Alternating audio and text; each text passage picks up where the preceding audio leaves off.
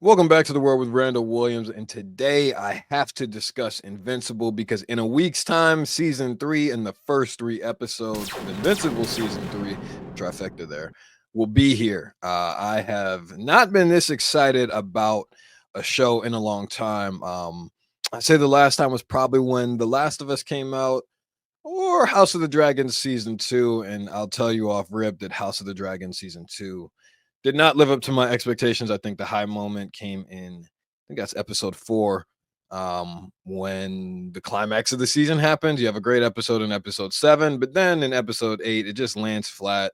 I thought the season was better than the first season, but no, I thought The Last of Us, the season kind of peaks at episode five, when they are in, I think that's Kansas City instead of Pittsburgh in the game. And so I think honestly, I think in The Last of Us, they just ran out of money. They wanted to get viewers in as quickly as they could, and I think they were successful in that. In season two, I have much bigger expectations. We'll get to that later. But as it pertains to Invincible season three, this is officially a spoiler-free zone. I will not spoil what happens. For those of you who don't know, I read the comics because of the fact that between season one and season two, it was just taking too long. Or maybe it was the season two break. I believe it was the season two break. And I just got tired of waiting. So I read all of them in a little over a week, probably about 10 days. And as far as season three goes, I just rewatched the trailer before recording this, and I'm ecstatic. I mean, my hope and my anticipation is probably at an all-time high. I just really trust where Rob Kirkman is going to take this story. And so let's start with what you can expect based on the trailer. You're obviously see if you've watched the trailer that there is some conflict that's going to happen between Cecil and Mark. Um, they kind of tease it and spoil some of it in a way. I won't go too much into detail, but a character that Mark has dealt with is working for Cecil, and he takes issue with that. And so that's one of the storylines that's in there. But really, I think that that's going to be one of the many storylines that happens in this season. I'm really one of the things I've been watching is to see the promotion of this season. I think they've done a much better job than they did in season two. And season two lost momentum because of the break that it did have. But at the same time, with this season, they've been very particular about one trailer. And I think that is by design for a specific reason. I'm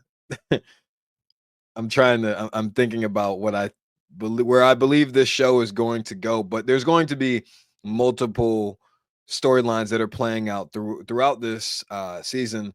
And I'm going to Invincible's Twitter now, but obviously you have Kid Omni Man, aka Oliver Mark Grayson's little brother, who's grown a lot. If you remember, I Jesus, I can't remember the name of the species that Omni Man bred with to make Oliver, but why can't I not remember them? I don't know. Uh, but obviously he's grown very, very quickly. That's what we know from the time between season two and season three. He's now older.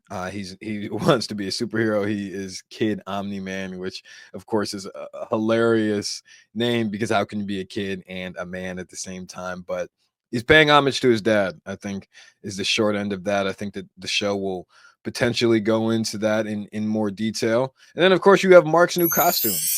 Kid Omni Man pulls up and he has a costume, and you see that scene in the trailer, and Mark gets one too. What I'll say is it's a new era for him.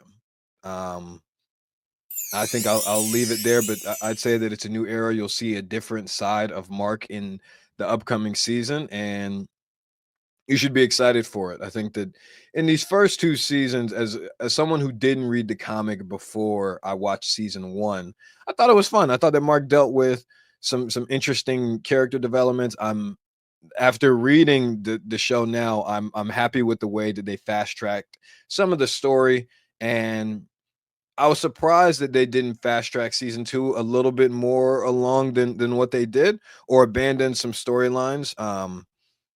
I don't know. Like, there's a specific storyline that I'm referring to, but it hasn't happened yet, so I won't jump into it. But in Season 3, of course, what they did do is unveil the actors who will be playing various characters that'll be in the show, and I'm ecstatic. Aaron Paul is playing a character named Powerplex, and Powerplex is going to play a huge role in this season, or I anticipate him playing a huge role in this season.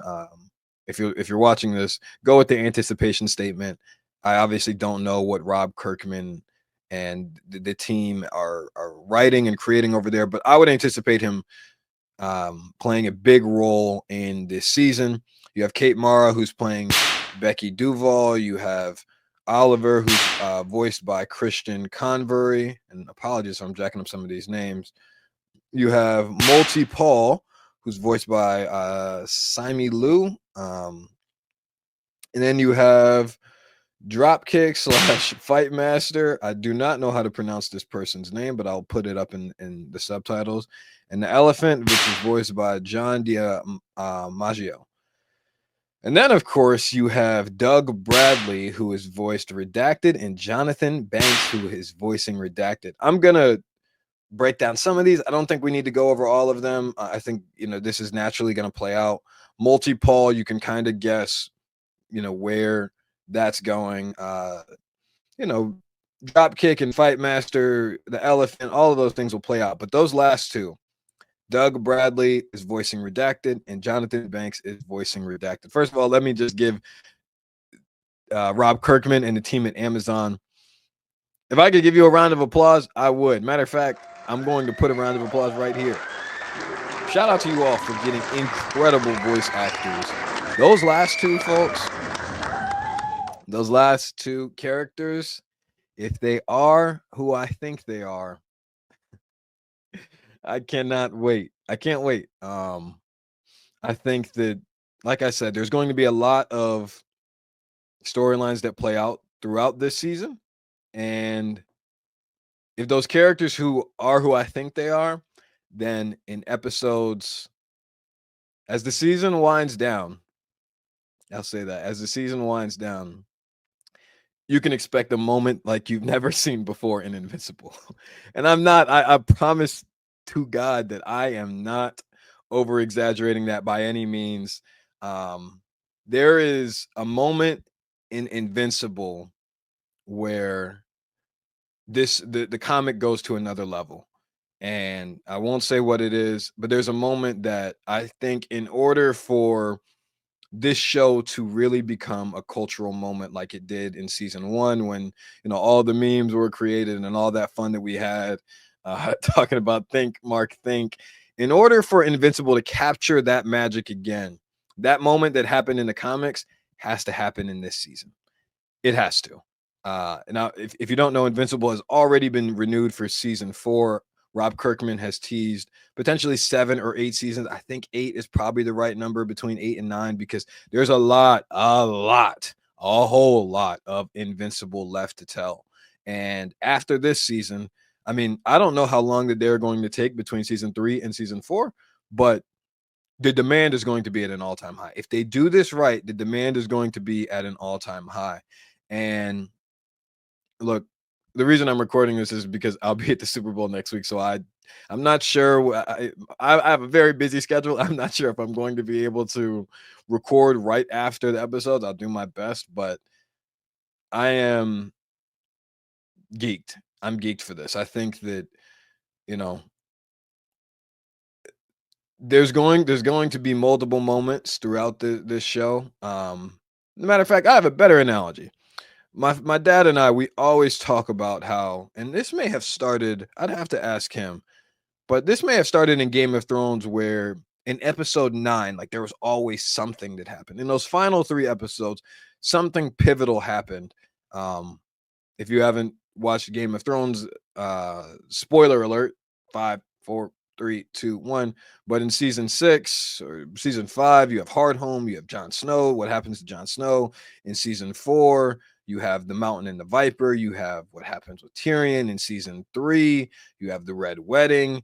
In season 2, you have the Battle of Blackwater Bay. In season 1, like, these events keep going and happening. I don't necessarily think, in some ways, that happened in Invincible, But again, the momentum was lost. I think that there were some people, while I think a portion of fans returned to the show, there was others who may have not kept up with it. And the reason that I say that is because the reaction to the show wasn't the same way. Like, and I think that's just because it took as long of a break as it did. And I think that because this show will play out over 6 weeks, and it enters at a perfect time. It enters at a perfect time. The NFL season will have ended. The NBA season will get into gear a little bit more. I think, after All-Star season, there's this notion from some NBA fans that after All-Star season is when the NBA really starts. And there's the playoff push begins. But and of course you have the MLB season and March Madness that occurs. But these shows are coming out on Thursday instead of HBO on Sundays. But this show coming out on Thursday means you can watch on Friday morning, you can watch on Thursday night, whatever the case may be. My point is, they own 6 weeks of February 6th to whatever that last day is going to be. They own those Thursdays. They own the cultural moment of Friday. And that's important. That's important because one of the challenges that I feel like a lot of bigger companies that are producing these TV shows have is creating moments where everyone is watching all at once. There's a lot of good shows out there. Not everybody has access to them. And there's a lot of shows who don't have moments. HBO has been masterful at that. I think that The Boys, while season 4 wasn't as good as previous seasons, in seasons 3 and 2 and 1, you had moments that gathered people together where, especially they happened on social media, on Twitter, on Instagram, where if you didn't understand the moment, you feel like you left out. And that happened in season 1 of Invincible, but I don't think it happened in season 2. So that is what I'd say. I'd say you should be very, very excited for Invincible season 3. And what I'd also give a warning to is that as the season winds down, you will want to stay off social media. B, you will want to be there when the show is on. I'm saying when it's on, or whenever they upload it, whatever the time is, you'll want to be in your seat. And C, you're going to want to be on Do Not Disturb. I think that the experience that Invincible season 3, the last 3 episodes could provide, is going to be something that we may not have seen from an animated show in a very long time. That's what I think. That's what I think. If I'm wrong, I'll be right up here expressing my disappointment and sadness because the comic is very, very good. And again, there's a lot more story to tell. So I hope that when this season ends, that the writers and animators and all the people who are working on the show, that they get a somewhat of a vacation, and as soon as that vacation is over, that they lock right back in because Invincible, I'd like Invincible to play a big part in the culture, and season 3 success is a big part of that. So that's all I got for you all today. I appreciate every like, every comment, every subscriber. Please engage with me in the comments. I comment and respond back and engage with you all. So thank you all for tuning in. And this is The World with Randall Williams. See you all next time.